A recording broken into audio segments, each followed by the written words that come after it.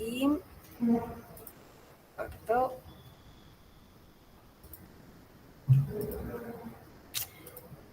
Y comparto pantalla. Entonces, bueno, bienvenidos a todos, es un gusto que estén acá participando. Acuérdense que lo que vamos a hacer el día de hoy es continuar un poco sobre la charla o más bien con la discusión que habíamos tenido respecto al ensayo del lamento matemático de Paul Lockhart en la sesión pasada. La idea es que hoy voy a cambiar un poquito más la dinámica para que todos puedan participar, puedan dar su opinión a medida de que estoy presentando y dando algunos comentarios respecto a la siguiente o la segunda parte del ensayo. Voy a hacerles algunas preguntas para ver qué consideraciones tienen y luego comparamos con las perspectivas del autor. Entonces voy a hacer acá como un pequeño recordatorio de qué era lo que hablaba el autor y lo que vimos esa charla pasada. Quiero recordarles igualmente que ya está subido el video en YouTube. Creo que a todos les debe haber llegado el correo del ensayo para que lo puedan revisar con calma y estar al tanto de lo que se charló la vez pasada. Para un breve resumen, este ensayo habla un poco de cómo el autor Paul Lockhart considera que las matemáticas son un arte y como el arte que son, así deberían ser enseñadas. Y si las matemáticas fueran enseñadas como un arte, tal vez habría una perspectiva muy distinta de la gente que lo aprende, de los estudiantes de colegio principalmente, que suele estar esa perspectiva de que las matemáticas no gustan y hay más bien un miedo respecto a ellas.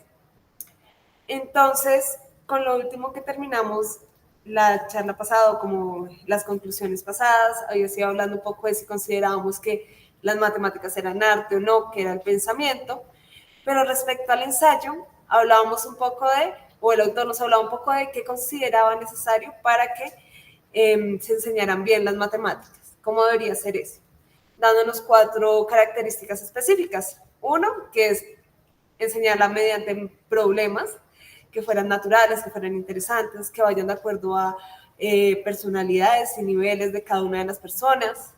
2, que se dé un tiempo para que cada uno haga sus propios descubrimientos y formule conjeturas. Tercero, que donde el docente esté ahí apoyando principalmente, sea para refinar algunos argumentos y que se genere esa atmósfera de crítica matemática. Y por último, dando una flexibilidad a aquellos cambios que se pueden generar cuando pues hay distintos cambios en la creatividad o curiosidad respecto al problema que se esté analizando. Entonces, respecto a eso, yo quisiera hacer una pregunta para el público en general. De pronto ahí yo sé que tenemos algunos docentes o personas que han sido docentes y también estudiantes, pero veo por ahí al menos un estudiante que es mío. Y quisiera saber, porque acá el autor nos hablaba, les comento a los que de pronto no pudieron ver respecto a la charla pasada, que para que las matemáticas fueran un poquito más amistosas, se generaban a veces historias o ayudas mnemotécnicas que pudieran hacerlas como eso, más amistosas y sencillas para el público. Quisiera saber qué perspectivas tienen respecto a si están a favor o en contra de esas ayudas mnemotécnicas. Voy a dar un ejemplo. Como para aprenderse a integrar, se usa el de una vaca vestida de uniforme para poder aprender a hacer la integración por partes. Quisiera saber perspectivas tanto de docentes como de estudiantes, si piensan que es algo que dicen, estoy totalmente en contra o no. Tienen la oportunidad de levantar la mano y yo les doy la palabra para que puedan comentar.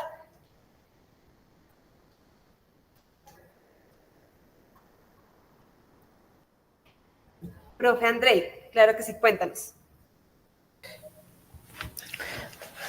Moni, ¿cómo estás? Y a todos muy buenas tardes. ¿Se escucha bien? Sí, se escucha bien, profe. Bueno, muy bien. Moni, pues yo creo lo siguiente respecto a la pregunta, y es siempre y cuando no se pierda el mensaje o la profundidad del mensaje, creo que está bien acudir a ejemplos. Desde mi opinión, la matemática es una metáfora, es una representación de algo, de objetos de la naturaleza en su mayoría, pero es una metáfora. Entonces, usar una metáfora, la metáfora puede estar bien siempre y cuando no desdibuje lo que se está tratando de transmitir o el concepto pierda su esencia, creo yo. Entonces, sí está bien, desde mi opinión, siempre y cuando no se pierda la esencia del mensaje, se tenga claro qué es lo que se necesita, no se pierda el concepto. Entonces creo yo que usar metáfora de la metáfora podría, podría funcionar. Ahora, ¿qué tanto la metáfora de la metáfora representa realmente lo que uno quiere? Ahí es donde creo que está la línea delgada y donde tenemos que tener cuidado de no perder la esencia del mensaje, Moni. Muchas gracias, profe, por tu opinión. Quisiera también de Sí, pronto escuchar perspectivas de estudiantes, porque yo acá les cuento también, les cuento un poquito mi opinión.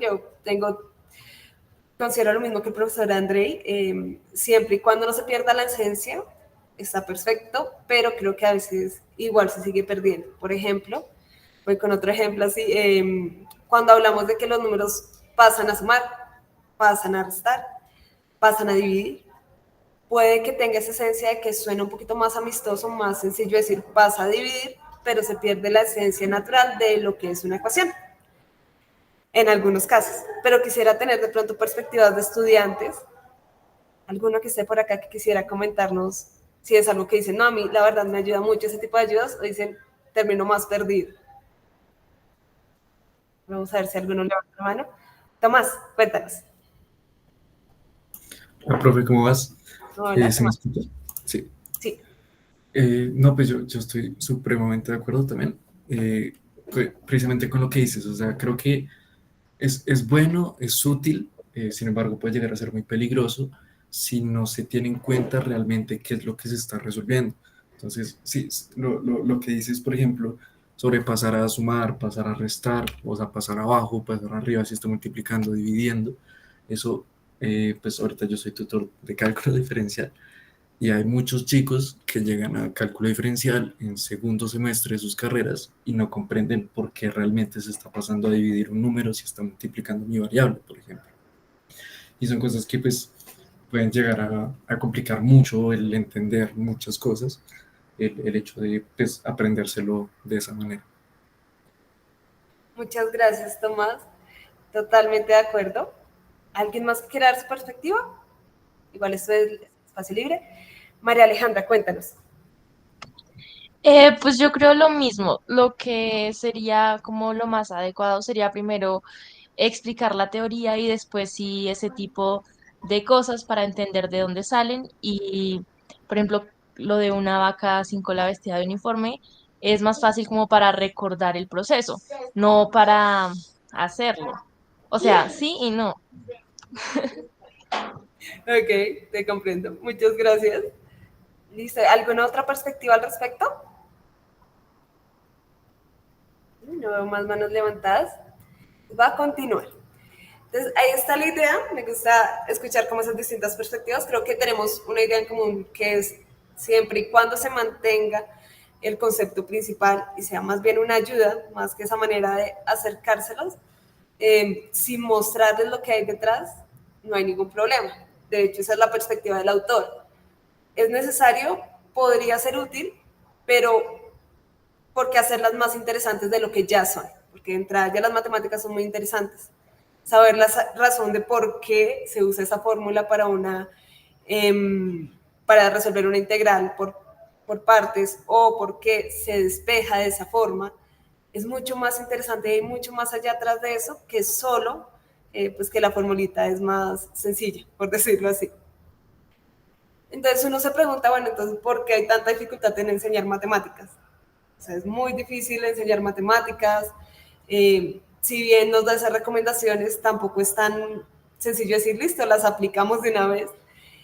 Y una de las respuestas que él da es respecto a ese hecho de que son un arte y como un arte no tienen que ser inmediatas. Un artista se demora su tiempo en hacer una obra de arte.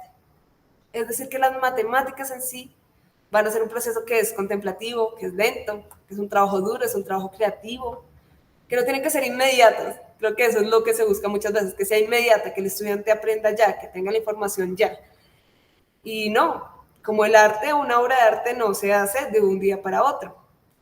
Igualmente debe haber alguien ahí que sepa interpretar, que sepa analizar ese arte, reconocerla, que tenga esa facultad de reconocer el arte. Y ahí comienza a debatirse un poco el hecho de Porque si uno quiere un profesor de arte, a alguien que sea un artista activo, o al menos a alguien que aprecie o sepa analizar, interpretar el arte, porque en las matemáticas a veces se nos olvida eso, porque a veces no se busca que el que enseña matemáticas ya sea un matemático activo, o tal vez no siempre es muy factible que alguien pues ya haya hecho un montón de descubrimientos matemáticos, pero que mínimo se vea a alguien que sepa qué son las matemáticas y que se divierta con ellas, que las disfrute. Creo que es algo importante y puede que le cambie mucho la perspectiva a un estudiante si ve que el profesor es algo que disfruta hacer matemáticas y que no lo sufre, sino que se divierte con ellos y es algo que se transmite.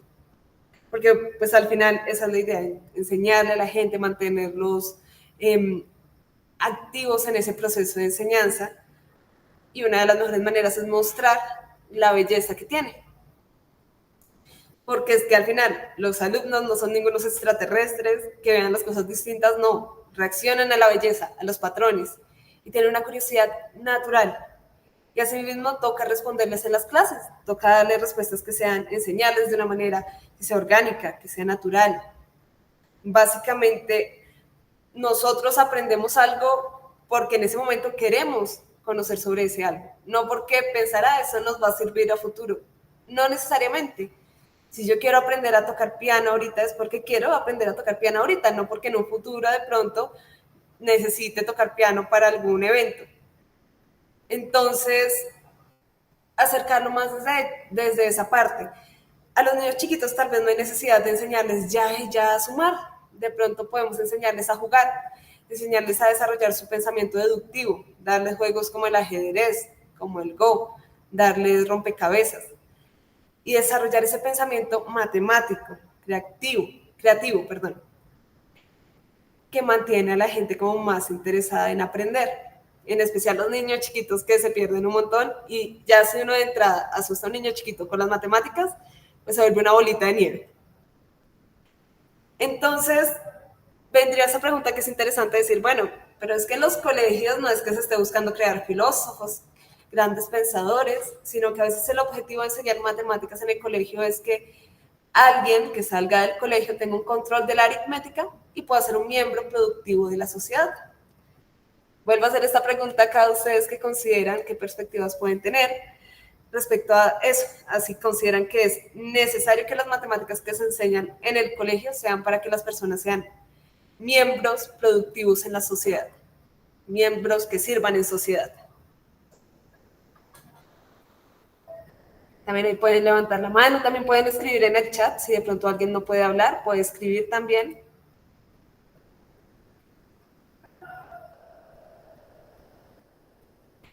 Jaime, si quieres puedes prender ahí el micrófono. Hola, ¿me oyen bien? Perfectamente.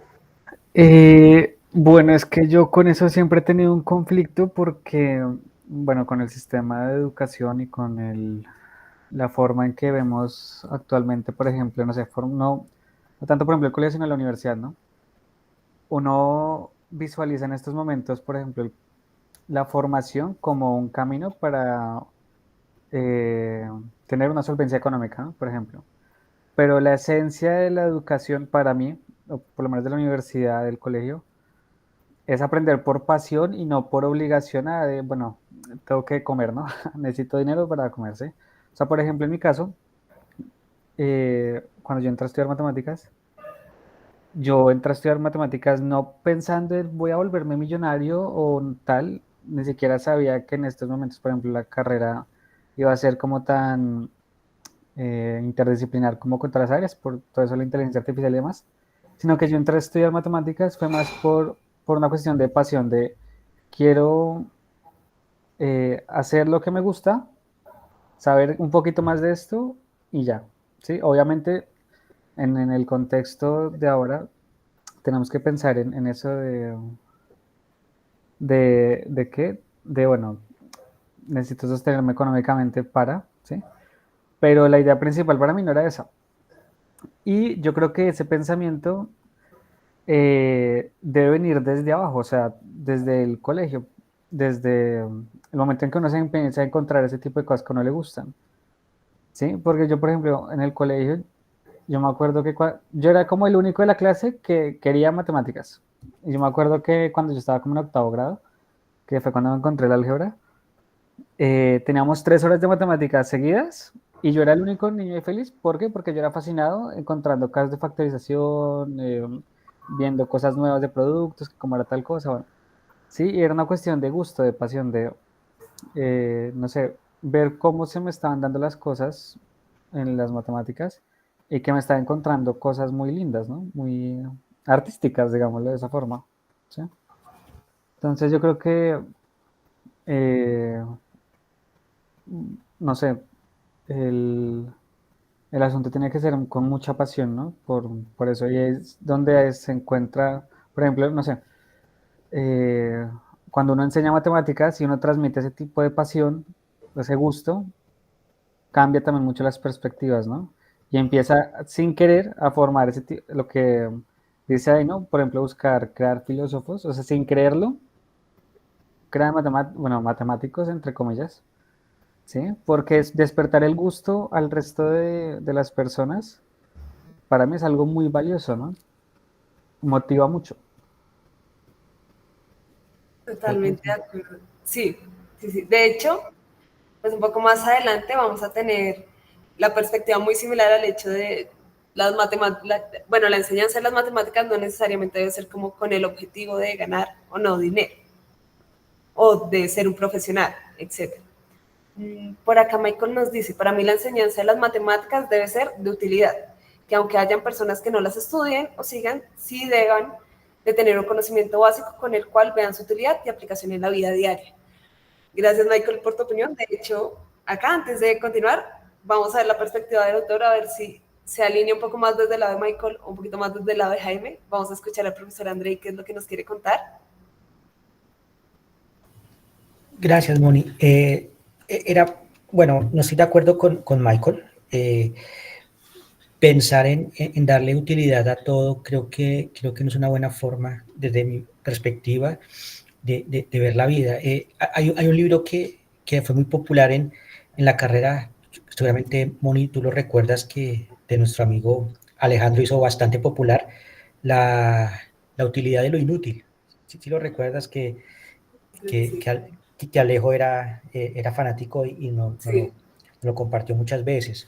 Entonces, yo pienso que estar buscando la utilidad de cuánta cosa hay le quita de alguna forma la esencia. O sea, las matemáticas, dentro de todo lo maravillosas que son, dentro de cierto contexto pueden ser útiles y está bien que alguien quiera simplemente aprovechar esa utilidad, pero pensar que la única función de las matemáticas es ser útil, es pensar que me enseñan a pintar y es porque en algún momento de mi vida voy a pintar mi cuarto. Entonces, creo que se desdibuja un poco el arte que es la matemática si se enfoca solamente en situaciones útiles. Tampoco puedo pensar que todo el mundo pueda verla como un arte, pueda generar las emociones en todo el mundo. O sea, particularmente pues el arte no a todo el mundo le gustan las mismas cosas y eso es perfectamente comprensible. Pero sí creo que nos corresponde a los profesores mostrar esa faceta de la matemática completa, que cada quien decida qué es lo que quiere quedarse con la matemática, pero sí nos correspondería mostrarla completa y no solamente como algo que genera utilidad. Y es que la matemática creo que es muy afortunada y también infortunada por la misma situación, y es que está en todo. Cualquier, cualquier objeto que aparezca tiene matemática, cualquiera. Entonces, eso hace que sea tan bella porque está en toda parte, pero quieran hacerla tan práctica porque aparece en cada situación de la vida. Entonces, es un contraste que a veces puede beneficiarla, puede perjudicarla. Era eso, Moni. Gracias. Muchas gracias, profe. Quería hacer como un comentario respecto a eso. Lo que hablabas, como eso de pintar para que de pronto a futuro pueda pintar mi cuarto. Hablo un poco del inicio del ensayo. El inicio del ensayo, vimos ahí los que estuvieron en la charla pasada, se acordarán, los que no, hablábamos de la pesadilla de un pintor que pensaba en un mundo en el cual, o soñó en un mundo, perdón, en el cual se les enseñaba a los niños con el objetivo de que a futuro pudieran pintar la pared de su cocina y no la arruinaran. Entonces me parece muy curiosa como esa conexión. Siento que son dos perspectivas bien interesantes. La del autor se va más por este lado de que no hay necesidad de la utilidad y que lo fundamental no es que sea útil. Quisiera ver si de pronto hay otro comentario al respecto. ¿O continuamos? Parece que no. Igualmente, Michael, me encanta tener esa otra perspectiva porque creo que de pronto varios estábamos con la misma y es bueno tener otra manera de ver. Entonces les voy a mostrar qué dice el autor respecto a esta pregunta. Y es que él dice, es que de entrada las matemáticas, al menos las de la escuela, la mayoría, ni siquiera tienen utilidad para que una persona se desenvuelva en la sociedad como una persona cualquiera. O sea, no estemos pensando aún en científicos, ya vamos a ver ese tipo de casos como qué pasa con los profesionales que quieren dedicarse a ese tema de las matemáticas. Pero, por ejemplo, hablando a temas como la trigonometría, no es que uno lo use mucho en el tema de la sociedad para desenvolverse como un individuo productivo. Saber trigonometría, pues mucha gente va por la vida sin saber nada de trigonometría, nada de geometría. Entonces, realmente tal vez la pregunta es, ¿qué matemáticas se usarían o no en la sociedad? Y volvemos a la respuesta, es que lo importante no es que sean útiles, sino lo que son. Tal vez si le quitamos ese carácter de debe ser útil, podemos disfrutarlas un poquito más. Acá viene, por ejemplo, otra pregunta. Listo, está bien, bueno, de pronto es que nosotros no utilizamos la matemática en la cotidianidad, o no la mayoría de matemática que se aprende en el colegio, pero igual deben haber, como decía Michael, bueno, es que deben haber algún tipo de matemáticas y hechos matemáticos que cualquier persona con educación deba saber. Y bueno, eso es probable, el autor no está en desacuerdo, de hecho dice, claro que sí, por supuesto, habrán algunos hechos matemáticos que deba saber la gente, pero el más importante de todo es que la matemática es un arte que se hace por placer, por gusto. Es decir, lo más importante es conocer qué son las matemáticas. Pero también igual dice, bueno, voy a decir, está bien, esto es como muy grande, pero también hay otras cosas en las cuales puede que a un individuo le sirva saber algunos hechos matemáticos. ¿Cuál es el problema? Que la gente sabe los hechos matemáticos por memoria, o tiene sus conocimientos básicos, por ejemplo, respecto a números, a partir de la memorización, de ejercicios y lecciones. Y ese no es el camino. Porque hay mucha gente por ahí que va caminando por su vida y que se sabe perfectamente de memoria la ecuación cuadrática, la solución de la ecuación cuadrática, menos b más o menos la raíz de b al cuadrado menos 4ac sobre 2a, se la saben de memoria perfecta, pero no tienen la más mínima idea de qué es eso. No tienen ni idea para qué sirve. Me ha pasado en clases a veces que es como, saben, o sea, eso se supone que es una herramienta que podrían utilizar, pero no saben que la pueden utilizar. Es como, esa fórmula se puede utilizar para eso. Sí, también se pierde toda la historia que hay detrás, que es fascinante. Hablamos de esa historia en la cual la humanidad trata de resolver distintos problemas, o sea, desde los babilonios tenían algunas tablillas con problemas en los cuales las soluciones venían siendo soluciones a distintos tipos de ecuaciones. Papiro de Rin, y esa búsqueda por soluciones de ecuaciones generales.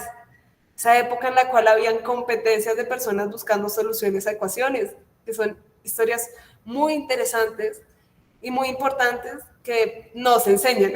Se enseña, apréndase esta fórmula, tal vez nunca la entiendas, porque hay una raíz más o menos, ni idea porque hay un más o menos, porque qué significa el A, qué significa el B.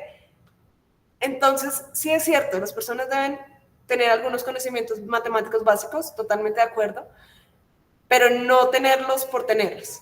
No tenerlos porque me dijeron en el colegio que era eso, sino saber para qué son útiles, por qué es que me lo sé y por qué ha sido tan importante en la historia de la humanidad.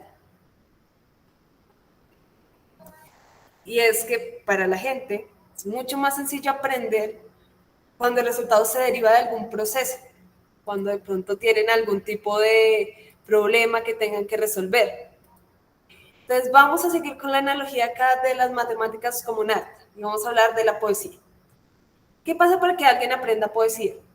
Para que adquiera de hecho el gusto de la poesía. Esa persona no va a estar memorizando poemas, necesita estar escribiendo poemas. Uno no aprende poesía si no escribe poesía. Memorizarse los poemas no es hacer poesía. Y puedo preguntarme, bueno, sí, hacer poesía, pero alguien que haga poesía necesita tener un alfabeto, conocer sobre ortografía, gramática.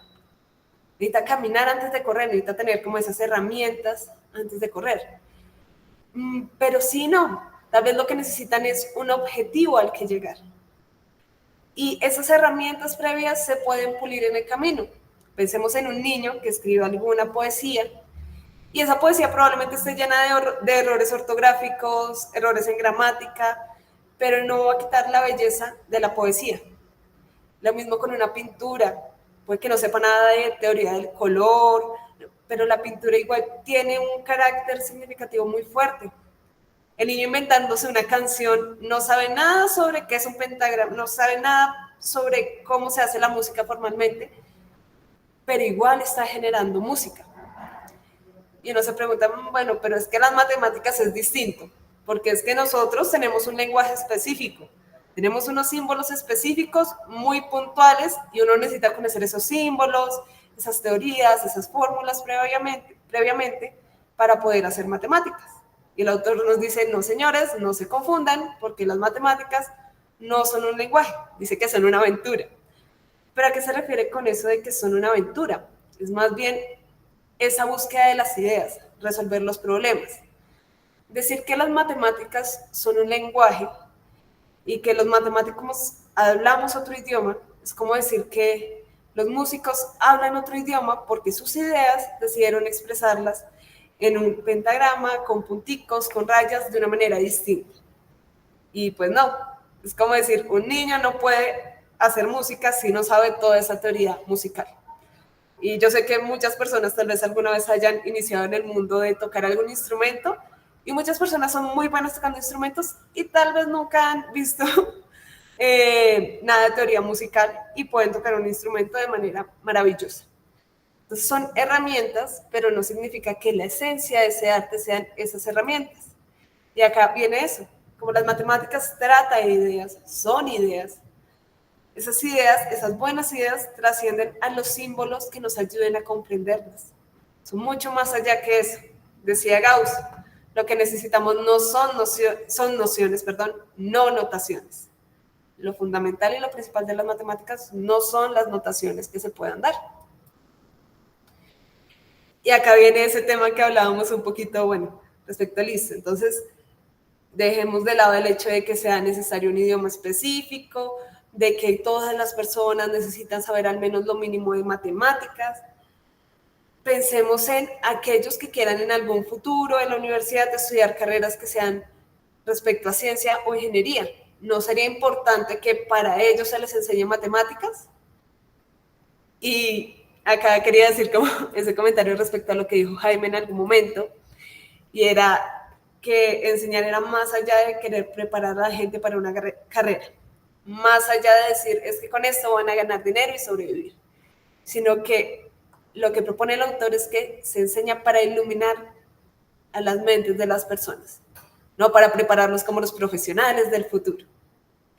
Entonces, eso es una perspectiva, pero él suelta un poquito ahí y dice, digamos entonces igual que sí, que es importante que tengan las herramientas para ser científicos o ingenieros, pero ¿qué capacidad más valiosa, qué capacidad hay más valiosa que un científico o un ingeniero pueda pensar con creatividad e independencia? Y las matemáticas, al menos la mayoría de matemáticas que se enseñan en el colegio, no desarrollan eso mucho, no se enfocan en esa parte. Se enfocan en la parte de los símbolos y las fórmulas, pero la parte de pensar, de ser creativos, de tener independencia al pensar, no se fomenta tanto. Entonces nos habla algo sobre ese problema en el currículo de matemáticas. Dice, están todos estos problemas, pero hay un problema más grande aún. Y es que existe algo que se llama el mito de la escalera, lo llama él. Y ese mito de la escalera es que creemos que las matemáticas se pueden explicar en temas en secuencia, como una escalera, cada uno más avanzado o más elevado que el anterior. Y pues al final se convierte en una carrera. El estudiante que no logra entender el escalón 2 no puede seguir avanzando o atrasado. Entonces uno dice, no, primero aprendo sobre aritmética, luego sobre geometría, luego veo álgebra 1, álgebra 2, pero es que álgebra 1 y álgebra 2 no existe ese concepto, es un nombre que se le da a todo un área.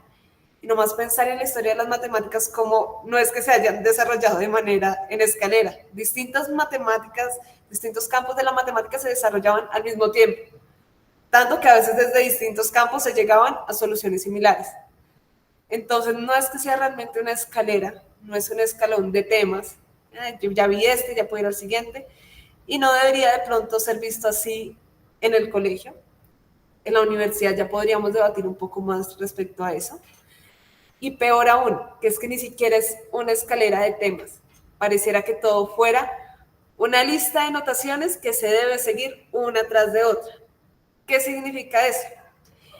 Que básicamente hay ciertos símbolos místicos y reglas para poder manejar esos símbolos que se les va dando a los niños, a las personas que están entrando en el mundo de las matemáticas poco a poco, nivel a nivel. Entonces, a los más chiquitos se les encarga que puedan utilizar y se les revela símbolos como el de suma, resta, multiplicación y división.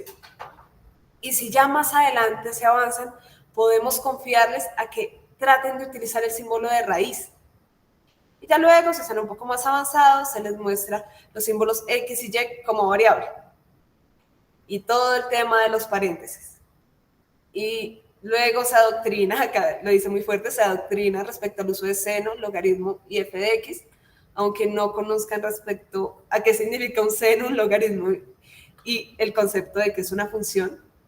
Y si llegase a ser que los estudiantes son muy pilos y son dignos, se les enseña sobre el símbolo de diferencial y el símbolo de integral.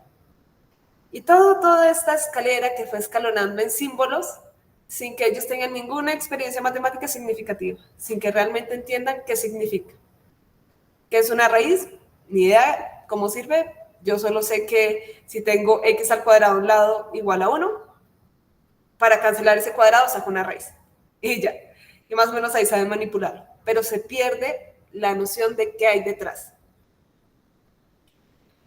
Y uno dirá, bueno, pero igual debe haber algún cambio, alguna mejora en los años, tal vez las matemáticas ahora se enseñan mejor. Y sí hay técnicas nuevas para enseñar en general, pero tal vez las matemáticas sigan siendo lo mismo. Entonces acá hay una memoria, algo que dice Bertrand Russell, acordémonos de este lógico y matemático muy importante en la historia matemática, que es del año 1872, nació en el año 1872, y cuenta esta memoria que no suena muy alejada de historias de la vida actual. Tuve que aprenderlo de memoria. El cuadrado de la suma de dos números es igual a la suma de sus cuadrados más 2 veces su producto. No tenía ni la más remota idea de qué significaba. Y cuando olvidaba la fórmula, mi profesor me lanzaba un libro en la cabeza, lo que no estimulaba mi intelecto en ningún modo. Entonces, esas personas que andan con las fórmulas en la cabeza no saben qué significan. No hay esa conexión de pronto entre que la suma o el cuadrado de una suma podría verlo yo como un área. Entonces se pierde mucho esa lógica y en la época de Bertrand Russell se hacía y aún se sigue haciendo. Apréndanse en eso de memoria y qué significa. De pronto tenga la oportunidad o de pronto no tenga la oportunidad de saber. Y con eso entramos a un tema como interesante ahí de analizar, es el tema de los profesores, porque al final, ¿quiénes son los que enseñan las matemáticas? Son los profesores. Y acá él habla un poco de cuál es esa relación con los profesores en el sistema. No es que los profesores per se sean malos, sino es la misma cultura y el mismo sistema en el cual están involucrados que hace que la situación sea tan complicada. Me parece bien interesante esto que dice acá, hablando de los profesores, que hay profesores, ¿verdad? Los pobres diablos hacen lo que pueden, solo pueden hacer aquello para lo que se les ha entrenado. Estoy seguro que la mayoría adoran a sus estudiantes y odian por lo que los hacen pasar. Se dan cuenta de que son engranajes en una máquina trituradora de almas, pero les falta la perspectiva necesaria para comprender el conjunto o para luchar en su contra. Su mayor preocupación es conseguir que los estudiantes estén preparados para el curso que viene. Y pues claro, estamos dentro de un sistema en el cual siempre está como continuando eso. Y sí, se vuelve eso, el objetivo pues es al final que el estudiante sepa lo importante para que vea el curso siguiente, para que tenga las bases necesarias para lo siguiente, pero tal vez no un aprendizaje significativo de todo lo que hizo, de por qué están aprendiendo esta parte de las matemáticas. Y entonces ahí pues hay algún fallo, de pronto los profesores deban involucrarse un poquito más, un poquito menos, pero es difícil, ya cada uno podrá ver qué posibilidad hay de cambiar un poco la situación. Un sistema que igual exige que los estudiantes deben ver esos temas. Y si yo me pongo a ponerle un problema al estudiante y dejo que la clase se vaya, que el estudiante analice y llegue a sus propias conclusiones, pues tal vez nunca veo todos los temas que me están exigiendo que vean. Entonces, no es solo que el profesor no está haciendo de pronto lo suficiente, pero es no necesariamente porque no quiera, a veces es porque no se puede o porque el mismo contexto no nos deja. Igual siempre hay una oportunidad de intentar algo mejor. Y seguimos pensando en, bueno, entonces, ¿qué les enseñamos en los colegios o por qué sería importante enseñar las matemáticas como las enseñamos? Dicen, no, pues, tal vez es que es importante que los estudiantes adquieran algún conjunto de hechos y técnicas. Y es que hay hechos que son inmutables, eternos, y la idea es que los estudiantes, que exijamos a nuestros estudiantes que los conozcan. Por ejemplo, que 1 más 1 es 2, que los ángulos de un triángulo suman 180 grados, y eso no son opiniones o difusos sentimientos artísticos. A esta perspectiva, y vuelvo otra vez ya que a preguntarles a ustedes, ¿qué consideran respecto a eso? Si existen hechos matemáticos que son eternos, inmutables, incambiables. Acá hay unos ejemplos que podrían llevarnos por un lado o por el otro. Quisiera oír qué perspectivas tienen, si las matemáticas son hechos que es así o tal vez no. Recuerden que pueden levantar la mano, escribir por el chat.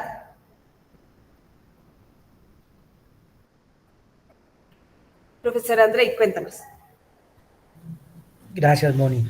Es una pregunta muy difícil, creo yo, la que tú nos haces sobre la eternidad de las matemáticas. Y que, bueno, creo que las matemáticas sí son eternas, pero la pregunta va es sobre cada teorema, cada resultado, si se puede considerar como eterno o es posible que existan resultados posteriores que contradigan algo que nos imaginábamos, por ejemplo, de la suma de los ángulos internos de un triángulo que es 180 y bueno, y si uno está trabajando con otro tipo de geometría, entonces posiblemente pueda tener otras perspectivas. Entonces, yo creo que la eternidad de las proposiciones está dada por la eternidad de las hipótesis. O sea, la validez de la teoría depende de la validez de las hipótesis que yo considere. Mientras yo considere como ciertas y válidas mis hipótesis, entonces los resultados que se obtengan a partir de estas hipótesis terminarán siendo eternos. En el momento en que yo contradiga alguna de esas hipótesis, claro, puede obtener resultados contrarios a los esperados. Entonces, los temas en sí, la eternidad de ellos depende de la validez de mis hipótesis. Y si mis hipótesis son simplemente representaciones o metáforas de la naturaleza, en muchos casos, claro, entonces la eternidad depende de la validez de estas representaciones de la naturaleza. Eh, en conclusión, creo que sí son eternas y la eternidad del resultado depende de la eternidad de las hipótesis. Mientras no se cambien las hipótesis, el resultado se mantiene. Creo, Moni. Gracias. Muchas gracias a ti, Poro. Me gusta mucho esa perspectiva de la eternidad de las hipótesis. Mejor dicho, la eternidad de los resultados depende de la eternidad de las hipótesis. ¿Alguien más tiene de pronto otra perspectiva? ¿Alguien dice, no, eso siempre son las mismas? ¿O no? Por ahí veo que profesor Diego dice, inicialmente se piensa que es estática, pero es dinámica y los cambios considero pueden depender del carácter local o global de los resultados. Muy parecido también, o sea, depende. Podemos hablar ahí de que los hechos, esos que decimos que son inmutables, dependen también del contexto, podríamos hablar, o de la situación, del carácter local o global en el cual se habla. Muy de acuerdo con el profesor Diego. y veamos si de pronto alguien más tiene alguna opinión. No, por acá. Listo, entonces vamos a ver qué opina el autor respecto a eso y va muy de acuerdo con lo que los dos profesores nos comentaron. Sí, depende mucho de la hipótesis que se trabaje y ahí viene el tema. Es que ya sean útiles o no, dependen de un contexto. Y ese contexto podríamos hablar que son esas hipótesis que estamos teniendo. Y dependiendo del contexto va a variar totalmente el significado. Por ejemplo, 1 más 1 podría valer 0 si habláramos de aritmética modular, si habláramos en el módulo 2, o si estuviéramos tratando de dibujar algún triángulo en la superficie de una esfera, la suma de sus ángulos ya no va a ser 180, sino que va a sumar más de 180 grados. Entonces, todo va a depender del contexto, porque es que al final todos esos temas vienen dependiendo del problema en el cual partimos para analizarlo. Entonces, no es que siempre sean hechos inmutables, de hecho, él dice, no hay hechos por sí mismos, sino que es relativo al resto de cosas, al contexto. Y acá lo que importa es el relato, lo que hay detrás, no su final, no el resultado en sí. Lo que importa es el camino, básicamente, antes de ese a lo que llegamos, porque dependiendo del camino que yo esté tomando, puede que hayan unos resultados y otros no. Entonces, poder decir, es que es necesario que los estudiantes aprendan esto en el colegio y que aprendan que son hechos y que debe ser siempre así, tal vez no sea lo más correcto porque les estamos quitando la oportunidad de decir, sí, las matemáticas se mantienen, pero todo depende del contexto en el cual yo esté analizando el problema. Y con eso llegamos a uno de los focos en los cuales se centra el autor respecto a las materias escolares y es la geometría.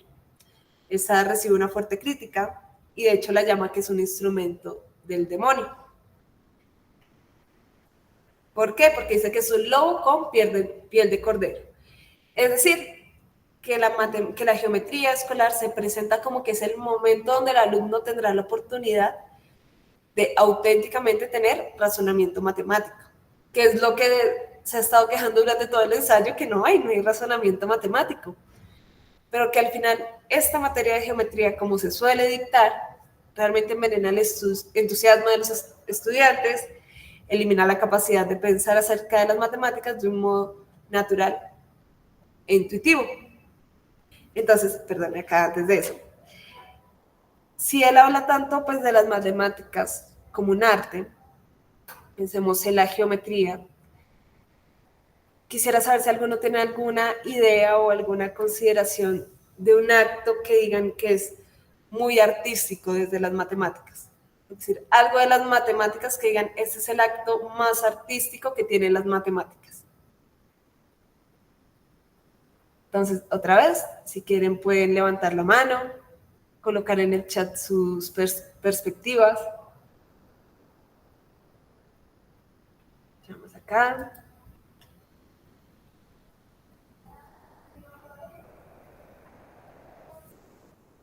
Por el momento nadie tiene ahí.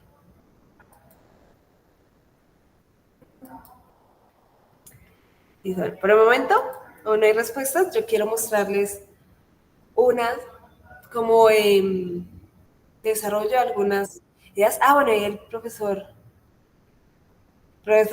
Diego levanta la mano y Tomás nos dice, por ejemplo, contemplar el a más b al cuadrado como un cuadrado. Es una idea grandiosa, es verlo como esa relación que hay entre los símbolos y el objeto en sí, que igual sigue siendo un objeto imaginario. Me encanta esa manera de ver ese arte matemático. El profesor Diego, cuéntanos.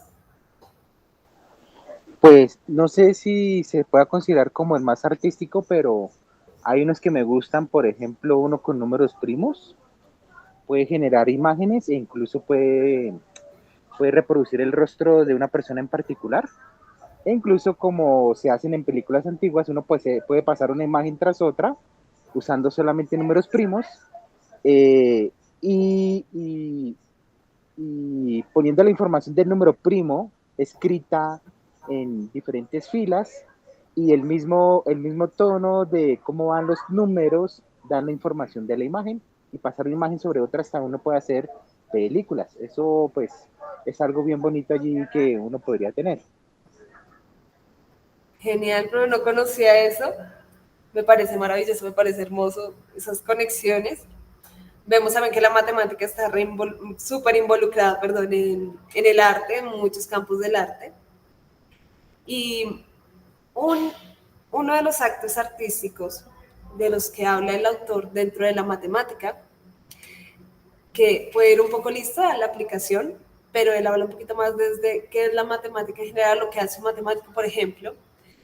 Tiene que ver también un poco con eso de contemplar el a más b al cuadrado como literalmente un cuadrado. Y uno de esos actos, que a mi perspectiva es muy cierta, que es muy artístico, es demostrar. Y acá vamos a hablar de qué considero como esa perspectiva que habla de qué es una demostración, viéndolo desde el punto de vista del arte. Y dice, una demostración, es decir, un argumento matemático, es una obra de ficción, un poema. Su objetivo es satisfacer.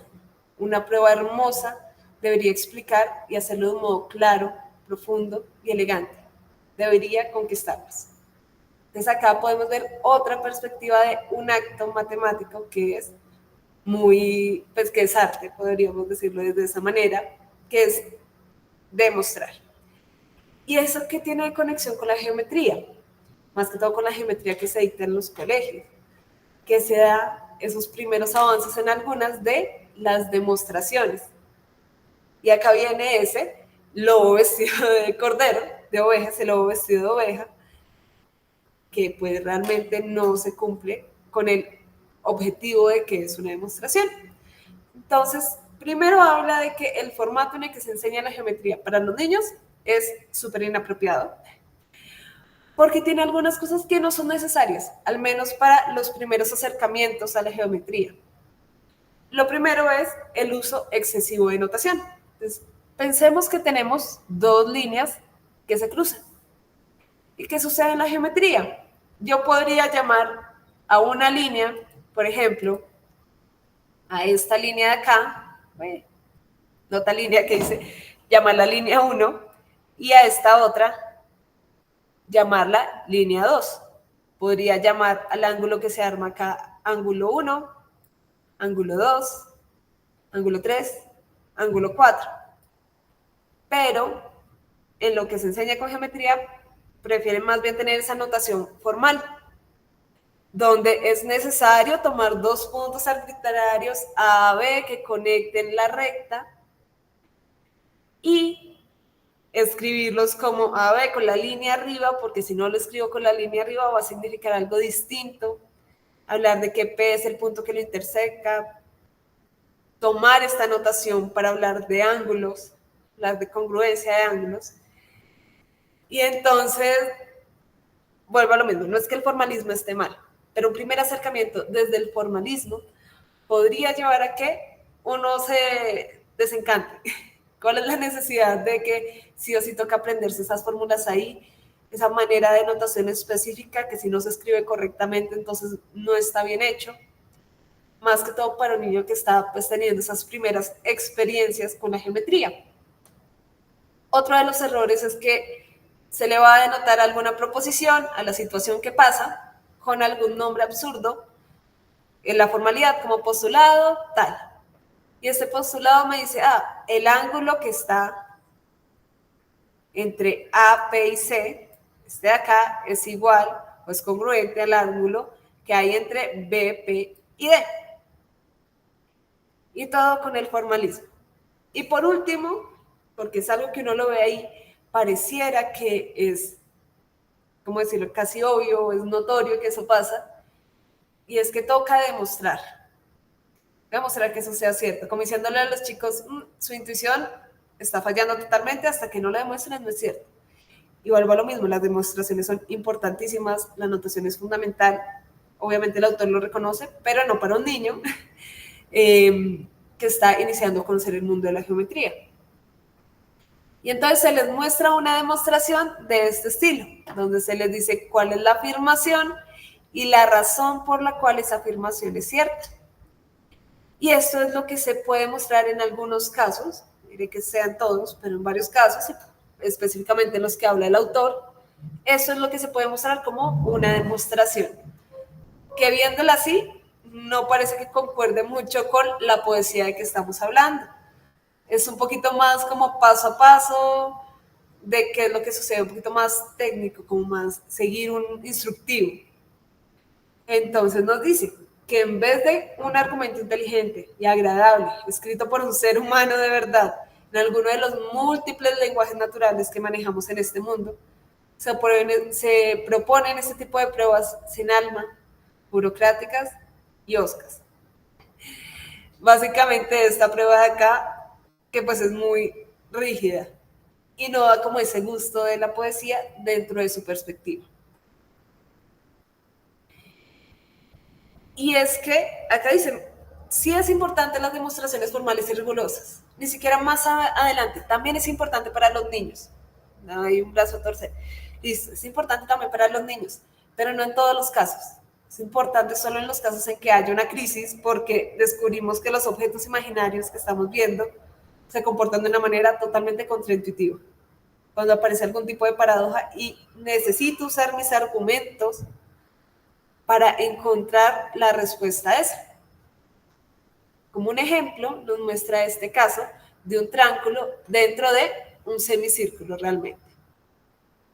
Entonces, ¿qué sucede en este triángulo dentro de un semicírculo? Que tiene un hecho muy maravilloso, y es que no importa donde yo coloque la punta del triángulo, siempre y cuando pues mantenga la misma base, no importa donde yo coloque esa punta, el ángulo que se arma siempre es un ángulo de 90 grados, un ángulo recto.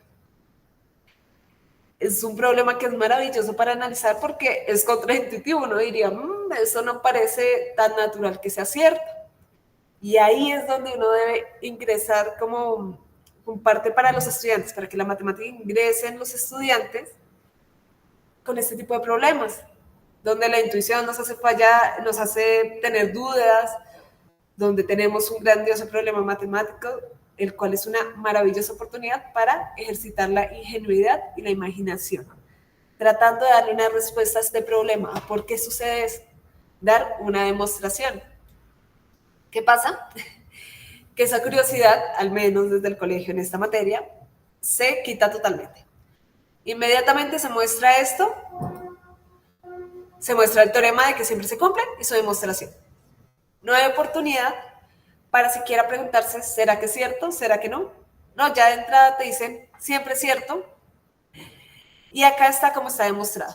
Esta es la demostración que dice porque siempre es cierto. No se le dio la oportunidad al estudiante de que disfrutará el proceso de analizar por qué es cierto, descubrirlo. Y es que, dice acá, ningún matemático trabaja así y ningún matemático ha trabajado así nunca. Es un malentendido completo y el total del objetivo de las matemáticas. Perdón. Las matemáticas no consisten en erigir barreras entre nosotros y nuestra intuición, transformando ideas sencillas en complicadas. Las matemáticas deberían eliminar obstáculos para la intuición, deberían mantener simples las cosas simples. Y por lo menos, viendo eso, si uno no tiene ya un campo muy bien desarrollado ahí, no pareciera que hizo algo simple más simple, sino pareciera que lo complicó tal vez un poco más. Y acá nos muestra una demostración, porque él pone ese problema, Lockhart pone ese problema a un estudiante de él, bueno, a sus estudiantes, de hecho, en general. Y un estudiante de él da con la siguiente demostración. Es una demostración gráfica, es una demostración con argumentos interesantes y que si uno lo ve, tiene más acercamiento a una poesía, que se puede ver estéticamente como algo bello o no, dependiendo pues de la perspectiva estética de cada uno. Volvemos a lo mismo, si las matemáticas son un arte, cada uno podría tener distintos gustos por el arte y alguien decir, esta demostración me pareció bonita, me pareció interesante, o decir no. Vamos a ver qué demostración es la que hace el estudiante. Dice, tomemos el triángulo que tenemos, este de acá, y vamos a darle la vuelta de manera que se forme un rectángulo. Entonces tenemos este nuevo triángulo de acá punteado, que es el de darle la vuelta, y nos generó un rectángulo. Bueno, aún no sabemos si es un rectángulo, de hecho, y de pronto ahí podríamos decir, tal vez se podría mejorar un poco los argumentos, porque aún no sabemos si efectivamente esto es un ángulo recto, para llamarlo un rectángulo, efectivamente con ángulo recto. Entonces, bueno, dice, como le hemos dado la vuelta completa al triángulo, los lados del rectángulo deben ser paralelos. Esos lados deben ser paralelos. ¿Listo? Y no puede ser un rectángulo oblicuo porque sus dos diagonales, las de acá, me están conectando puntos distintos de la circunferencia. Es decir, que esas dos diagonales son diámetros. Y el diámetro de una circunferencia siempre es el mismo. ¿Qué significa eso? Que ambas diagonales deben ser iguales. Si ambas diagonales son iguales, debe ser un rectángulo de verdad, lo llama el estudiante. Y por eso, si es un rectángulo de verdad, todos sus ángulos que se formen deben ser ángulos rectos. Es decir, que en específico este de acá debe ser siempre un ángulo recto. Es un análisis muy interesante, muy bonito, muy gráfico. Vuelve, pues acá se fue un poco parafraseado obviamente por el mismo Lockhart. Él comienza a hacerle también algunos análisis respecto a, bueno, algunos argumentos no son tan convincentes, otros no, y de eso se trata las matemáticas. Bueno, si esta demostración es una poesía, puede que algún párrafo, alguna frase de esa poesía no suene tan bien y podemos hacer que suene mejor. Pero es muy distinto ver una demostración de este estilo a ver la demostración que se nos ha demostrado inicialmente. Vuelvo y digo, si uno entiende bien, pues la demostración, claro, pues puede que quede claro cómo se llegó, pero se pierde todo este trabajo artístico de reconstruir la figura, de volver a armarla y a partir de eso dar conclusiones. Y entonces acá, ¿qué es lo que dice él respecto a ese problema con la geometría en el currículo de matemáticas? Y es que la experiencia privada y personal de ser un artista luchando contra el medio ha sido básicamente eliminada por el mismo hecho de que se les entrega el problema y de entrada se les entrega la solución y el porqué. Dice, el arte de la demostración ha sido sustituido por un patrón rígido de deducciones paso a paso desprovistas de alguna inspiración. Y parte de esto también se debe a que el problema, la manera en la que se presenta el problema, básicamente. Porque no se presenta el problema, de hecho. Se presenta una definición, luego se presenta la conclusión, la solución básicamente del problema, y por último el por qué es cierta esa conclusión. Y entonces se nos habla de ese problema con las definiciones. ¿Por qué damos las definiciones al inicio? Porque sí son importantes. No es que no debamos definir las cosas. No es que no debamos darle un nombre específico a las rectas, a los ángulos. Pero entonces dice, el problema es que las definiciones importan. Provienen de decisiones estéticas acerca de qué distinciones consideras importante como artista. Vienen inducidas por el problema. Las definiciones nacen del problema. No al revés, el problema nace a veces de las definiciones. Históricamente, todo esto surge del trabajo en un problema, nunca como un preludio a ese trabajo. Históricamente, las definiciones nacen después de que uno tiene problema. Las definiciones tienen sentido cuando se llega a cierto punto en la demostración que se hace necesario establecer alguna distinción. Entonces, eso cambia un poco la perspectiva de la manera en la que debería mostrarse la geometría. Y por eso es que él tiene como tanto desde por la manera en la que se enseña geometría. Más aún porque dice que es una materia que suele gustar mucho y que a muchas personas les gusta. Y que de hecho esa prueba de que a muchas personas les encanta la geometría es prueba de hecho de que las matemáticas son maravillosas. Porque a pesar de que se haya hecho este desorden con la geometría, debería ser muy distinta la manera en la que se enseña, la gente, a pesar de todo eso que puede estar mal, logra ver la belleza que tienen las matemáticas detrás. Luego hace como algunas charlas, bueno, habla un poco sobre cada una de las materias que se ve en el colegio. Eso ya cada uno si quiere puede revisarlo en el ensayo. Hace como un tipo de crítica a cada una de esas materias, la aritmética básica, y de ahí va subiendo. Y termina con esto. Y habla de como esa conclusión final que dice. Y es como, pues qué triste esta rueda sin fin, donde de profesores que están torturando de cierta manera, profesores inocentes que están torturando de cierta manera a estudiantes inocentes. Y que si las cosas se enseñaran de otra manera, podríamos estarla pasando muy bien. Con eso termino ahí como lo último respecto a ese ensayo y quisiera dar un espacio como para dar unas últimas conclusiones al respecto, discusiones al respecto. Quisiera saber de pronto si viendo o escuchando este ensayo les cambiaron algunas ideas que tuvieran, si como que los convenció con los argumentos o al contrario están ahora más firmes en el hecho de que digan las matemáticas no son un arte o es que las matemáticas tienen que ser útiles. Quisiera saber qué perspectivas tienen respecto al ensayo en sí. A mí la verdad, para entrar acá quiero contar un poquito de cómo conocí el ensayo. Lo conocí por un matemático que yo lo conocía hacía videos en YouTube de humor, o sea, nada que ver con matemáticas, hasta que yo supe que era matemático y vi que tenías un canal de divulgación en matemática. Y alguna vez acá en la universidad se hizo una charla súper interesante sobre qué eran los números y tuve la oportunidad de conocerlo. Hablando con él, me compartió el ensayo y no sé, es como una perspectiva totalmente distinta de muchas cosas e ideas que tal vez nunca había analizado. Entonces quisiera saber eso, qué ideas, qué les deja el ensayo, qué dicen, me cambió, no me cambió en lo que pensaba. Quisiera oírlos.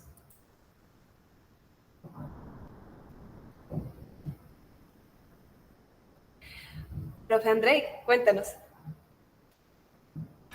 Gracias, Moni. Bueno, Moni, una pregunta. El que tú te refieres, el matemático que te mostró el ensayo, ¿cuál es el nombre? Quizá conozco a alguien que tenga esas características, pero no sé si sea el mismo. No sé, se llama Giovanni Villalba, es un matemático de la Nacional. Se ha enfocado mucho más es como divulgador de contenido, un poquito más a comedia, pero ha involucrado un poquito como esa comedia dentro de las matemáticas. Entonces, por ejemplo, las explicaciones de por qué, cuántos pares son 3 moscas. Entonces, como desde ese juego, o qué es la mente matemática, entonces como un poquito más desde la comedia y la matemática, pero hace mucho no trabaja en eso. Entiendo, sí, es que, bueno, te cuento una anécdota. Yo, bueno, tuve un compañero, se llama John Rodríguez. Él creo que se llama, creo que es un programa como John Ritmo y los logaritmos. John Ritmo. Bueno, no sé, también hace divulgación. Yongaritmo y los polinomios. John Garismo y los polinomios, gracias, profe. Sí, John Rodríguez, él fue el que lo presentaba, él fue compañero mío, pero, pero pasó algo muy curioso con él y él en octavo semestre se cambió de carrera. O sea, estaba a punto de terminar matemáticas, se cambió de carrera y se pasó a cine y televisión. Y hizo pues su carrera completa en cine y televisión. Y en matemáticas él era muy bueno y tenía la capacidad para sintetizar los problemas, simplificarlos, pero lo terminó agotando de alguna forma el sistema, siendo que tenía un don para la matemática, pero lo agotó el sistema. Entonces, la reflexión que me deja es hasta qué punto, por ser tan rigurosos con el sistema, agotamos a las demás personas y no les permitimos desarrollar su pensamiento. Y pues eso pasa con John. Con John precisamente eso pasó, él se agotó y él decidió hacer otras cosas con todo el talento y toda la capacidad para haber continuado una carrera en la academia sin ningún problema. O sea, él estaba sobrado en cuanto a ese talento natural. Entonces, ¿desde qué punto por conservar esa rigurosidad, esas reglas estrictas de la matemática, impedimos o ocultamos quizá la belleza que hay detrás de eso? Entonces, es una reflexión muy profunda y me queda a mí, bueno, mirar, mirar qué puedo hacer para que no ocurra esto. Y una reflexión que siempre tengo, el mejor profesor que yo tuve se llama Osvaldo Lezama. Él fue Premio Nacional de Matemáticas año 2018 y el profesor Osvaldo Lezama decía que a un profesor se le puede permitir todo, cualquier técnica de innovación, excepto desmotivar al estudiante. Entonces, ¿qué cosas hacen que el estudiante se desmotive? Entonces, bueno, hay reflexiones muy profundas, Moni, te agradezco mucho por compartir el ensayo y bueno, la reflexión es grande en torno a lo que se está haciendo, cómo se está haciendo y qué se espera obtener con lo que se está haciendo. Vale, Moni, gracias. Muchas gracias, profe, por tu opinión respecto a eso. Siento que hay mucho, o sea, lo cual uno puede concluir leyendo esto. Una de esas es eso, no desmotivarlos. Creo que como profesor es muy importante escuchar a los estudiantes. Si el estudiante dice es aburrido, preguntarse por qué es aburrido o por qué a alguien algo que a mí me puede parecer tan emocionante e intrigante le puede parecer aburrido. ¿Qué hay atrás de eso? Y totalmente de acuerdo con eso de que las matemáticas pueden, o sea, bueno, la manera y la rigurosidad a veces puede alejar a la gente. Creo que he encontrado muchas personas que están en el campo del arte y que los he visto con un pensamiento que para mí es muy matemático y al final se alejan porque puede ser a veces pensado como un mundo hostil. Si quieres, Jaime primero y luego el profesor Diego. Bueno, más que un comentario, es una pregunta que me acaba de surgir, de pronto para todos. Y es cómo luchar con un sistema educativo, por lo menos me refiero a matemáticas, ¿no? Que está tan cuadriculado no solamente en Colombia, sino en todo el mundo. Porque, no sé, yo siento también que está en la capacidad de uno como docente de poder cambiar las cosas, ¿no? Obviamente yo sé que hay lugares donde la opinión, o sea, de un docente cuenta, ¿sí? Y digamos que hacer cambios en la medida es posible, pero así como se pinta o se muestra, es un cambio muy radical, ¿no? Porque lo mismo que decía, ¿no? Como que está la cuestión de la escalera, que siempre que es un proceso, mostrémosle tal cosa, ¿sí? ¿Cómo luchamos contra un sistema, ¿no? que, que está construido tan, o sea, tan de mala forma, ¿no? Como, sí, no sé, que se pueda sacar de ahí. Interesante pregunta, dejémosla ahí en el aire por si alguien también quiere responderla ahí. Yo también de pronto ahorita de mi perspectiva y dejemos que el profesor Antonio nos cuente, Diego nos cuente y ya vemos también esa pregunta que me pareció muy interesante de pronto respecto a qué podríamos hacer para cambiar ese sistema. Profesor Diego. Pues yo no leí el ensayo completo, no fui juicioso, pero me gustó mucho la primera parte en donde el autor plantea esa metáfora, ¿no? Esa metáfora en donde imaginémonos entonces un mundo en donde la música se vuelve obligatoria, etcétera. Y, y digamos que es muy válida esa metáfora porque nos ayuda a pensar cómo es que estamos enseñando la matemática, porque la metáfora nos ayuda a pensar en esa contradicción de cómo se estaba enseñando la matemática. Digamos que yo siempre les he dicho a algunas personas, los artistas tienen una ventaja muy grande, porque cuando enseñan arte, digamos, la persona no puede llegar con el cuadro hecho de una, usted, ¿a qué horas hizo el cuadro? ¿Cómo lo hizo? ¿Cómo pintó? ¿No? Usted tiene que llegar a su clase de arte con su lienzo, sus pinturas, su arcilla, si va a hacer una escultura, etcétera, pensemos en algo así. Y entonces, paso a paso, tiene que ir construyendo y moldeando, lanzar su primer pincelazo, arriesgarse a darle a ese lienzo y construir allí una obra, ¿bien? Sí, entonces, yo creo que eso es lo que deberíamos imitar del arte en la enseñanza de las matemáticas, como venga con lo que usted tiene y en ese paso a paso le voy mostrando cómo usted podría generar su construcción a partir de lo que tiene, dando sus pincelazos, dando sus, digamos, como pensando en esa metáfora de cómo sería esa construcción. Porque, digamos, de forma tradicional se ha observado, bueno, entonces existen esta lista de ejercicios, que es lo que critica el autor, y entonces usted los va a entregar. Pero ¿cómo estoy seguro y ese seguimiento de ese proceso? ese seguimiento del proceso que uno hace del estudiante, cómo está haciendo y cómo está pensando. Digamos, ese es mi primer comentario, esa metáfora es muy buena para pensar en cómo enseñar matemáticas. La segunda cuestión es que en matemáticas también hay cuestiones que han tomado cientos de años en entenderse, o sea, hay ideas que no son tan sencillas y que a veces, pues en la enseñanza de las matemáticas, pues buscamos transmitirlas en un tiempo mucho más corto, ¿no? Entonces, por ejemplo, esa idea del continuo, la idea de la densidad de los números reales, eso es algo, pues, que cuesta mucho y a la gente le costó mucho. A los buenos matemáticos les costó muy buen tiempo entender unos conceptos y unas ideas claves. Entonces, ahí hay otro punto que habría que considerar.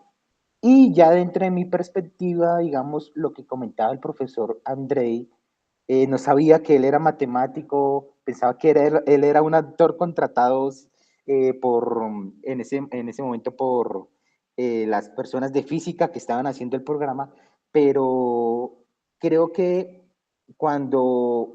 en mi desconocimiento, en mi ignorancia al respecto, creo que cuando se está hablando ya de una matemática de los últimos años, del último siglo, pueden surgir, digamos, yo creo que los dos extremos.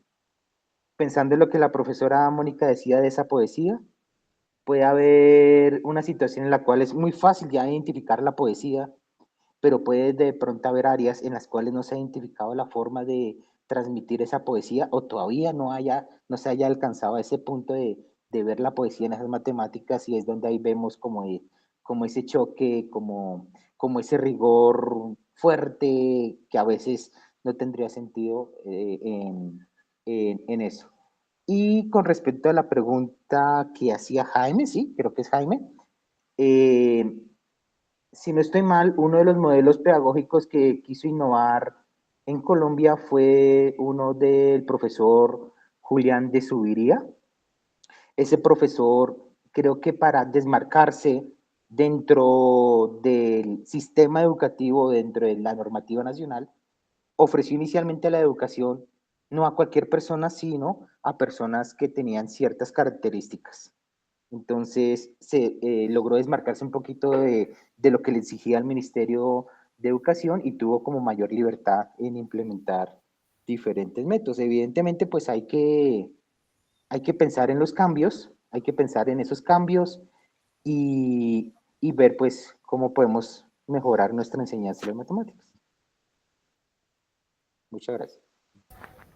Muchas gracias, profesor. Jaime, ¿vas a decir algo más? Que prendiste el micrófono. No, perdón. Muchas gracias, profe. Yo sí también quería hablar respecto a eso, de cómo podemos trabajar ahí respecto al sistema. No sabía sobre ese nuevo como método ahí de enseñanza que estaba proponiendo. Creo que sí que igual toca como esos pequeños granitos de arena que van aumentando todo. Y creo que esos pequeños granos de arena a veces hacen que pues, se va haciendo una bola gigante, en qué momento un cúmulo de granos de arena dejan de ser unos cuantos, se comienza a hacer un bulto de arena.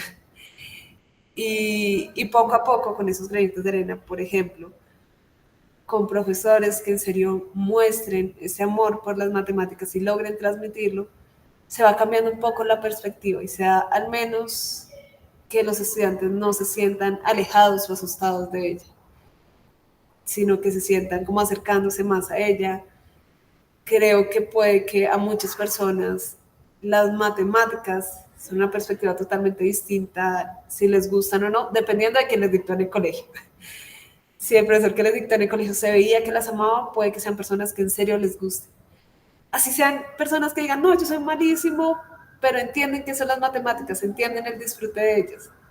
Entonces yo creo que una parte es eso, dando esos pequeños granos de arena para que hayan más personas que muestren esa importancia de las matemáticas y que se escuche más como, en vez de que las matemáticas son esa herramienta que necesita todo el mundo, sino que son más allá de eso, de esa herramienta que ayuda a los científicos, que ayuda a los artistas también, que ayuda a todo el mundo. No, las matemáticas son mucho más allá que eso y como eso mismo, pues debería haber otra manera en la cual se trabaje con ellas. No sé si alguien más tiene otra perspectiva. Acá alguno, yo he escuchado solo profesores, quiero ver de pronto algún estudiante que piensa, de pronto, por ahí entre, que veo a Michael, a Tomás, a María Alejandra. Tomás, cuéntanos. Bueno, pues a mí, en lo personal, me gustó mucho. O sea, no puedo asistir a la pasada, pero sin duda me la voy a ver. Me parece muy interesante. Estoy súper de acuerdo. Y sí, o sea, por ejemplo, yo, todo el colegio, durante todo el colegio, yo tenía el sentimiento, la sensación de que las matemáticas estaban completas, por ejemplo. Y es algo que, hablando como con muchos compañeros, así, es algo muy común por lo que decías y lo que decía Lockhart, la manera de explicar las matemáticas en la que llegan y te muestran esto se hace así y punto. Entonces, cuando yo, por ejemplo, me acordé ahorita, no sé si el Russell que mencionaste es el mismo de la paradoja de los conjuntos. eh, yo cuando vi eso, pues cuando vi, sí, como más o menos los axiomas ya en la universidad, que aprendí qué es eso, y encontré esa paradoja, quedé loquísimo. O sea, el saber que, por ejemplo, las matemáticas mañana se pueden acabar como las conocemos, porque alguien llegue y se pone a, pues, investigar mejor algo y que se puede acabar todo lo que conocemos. O sea, las matemáticas no están completas, están balanceándose en una puntica. Eso me parece fascinante y es genial y es algo que pues, en el colegio nunca se muestra. Y el concepto que uno tiene de las matemáticas al salir del colegio es horroroso para mí.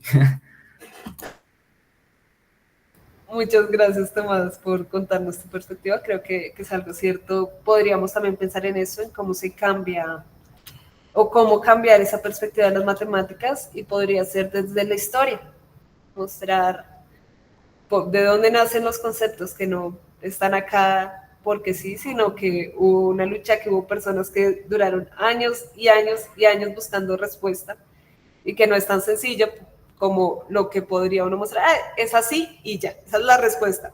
No se pregunten por qué. Eh, muchas gracias, Tomás.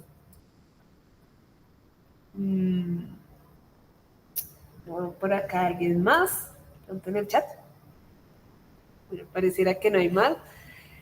Quisiera agradecerles a todos por dar sus opiniones, por estar acá constantemente en esa charla y ver eso, las distintas perspectivas que creo que es lo bonito y para lo que se presta este espacio. Entonces agradecerles a todos por estar acá. Nos vemos la otra semana. La otra semana vamos a tener ya la última charla de este semestre en el seminario. Vamos a ver si hay posibilidad de que un estudiante que está estudiando también música nos cuente, para ir, seguimos en esa línea de matemáticas y arte, nos cuente un poquito de esa relación matemática y música que es muy bonita también. Entonces, agradecerles mucho a todos. Voy a detener acá la